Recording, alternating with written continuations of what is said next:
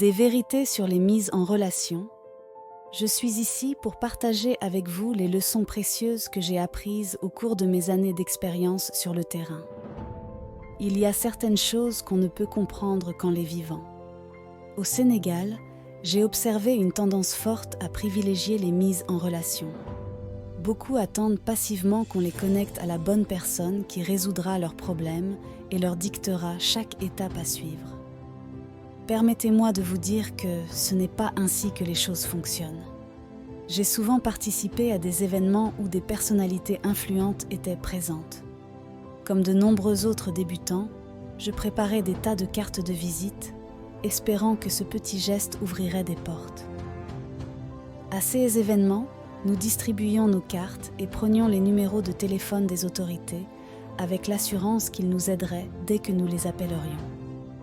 Mais quand le moment venait de les contacter, ils ne répondaient jamais. Et quand nous allions déposer nos dossiers à leur bureau, ils étaient introuvables. Nous avons gaspillé beaucoup de temps à courir après ces opportunités illusoires avant de comprendre une leçon cruciale. Si je pouvais donner un seul conseil à ceux qui lancent leur activité, ce serait de ne pas attendre qu'on vous mette en relation avec quelqu'un d'autre. Soyez toujours prêts, avec vos dossiers complets, et allez directement à la source.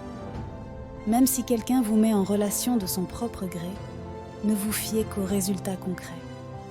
Suivez les procédures scrupuleusement et ne pensez pas qu'être mis en relation avec une personnalité suffira à faire avancer votre projet. Ne nourrissez jamais ce genre de complexe. Lorsque vous êtes constant et travailleur, les gens viendront naturellement vers vous.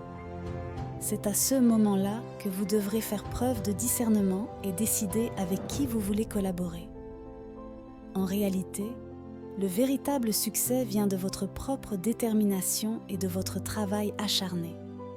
Attendre passivement qu'une figure influente vous prenne sous son aile n'est pas une stratégie viable. C'est en montrant votre dévouement et votre compétence que vous attirerez les bonnes personnes et les bonnes opportunités.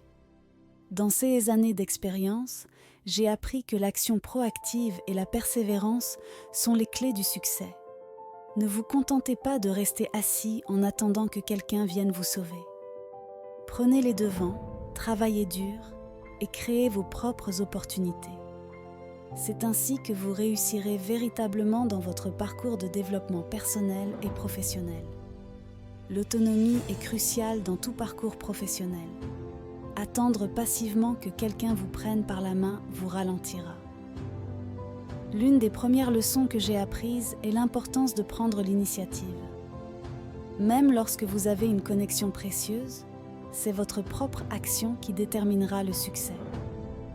Quand j'ai commencé, j'avais cette illusion qu'une simple introduction à une personne influente suffirait à faire décoller mes projets. Mais chaque tentative de m'appuyer uniquement sur les relations s'est soldée par un échec. Heureusement que je prenais toujours des initiatives indépendantes et en travaillant de manière autonome, j'ai commencé à voir des résultats tangibles. Une autre leçon importante est de construire des relations authentiques plutôt que de simples connexions superficielles. La véritable valeur d'un réseau réside dans la profondeur des relations que vous entretenez. Plutôt que de distribuer des cartes de visite à chaque personne influente que je rencontrais, j'ai appris à investir du temps pour établir des connexions significatives qui perdurent toujours aujourd'hui. Par exemple, au lieu de simplement demander un numéro de téléphone, j'ai commencé à engager des conversations, à montrer un véritable intérêt pour les projets et les défis de l'autre personne. Cette approche m'a permis de construire des relations plus solides et plus bénéfiques à long terme.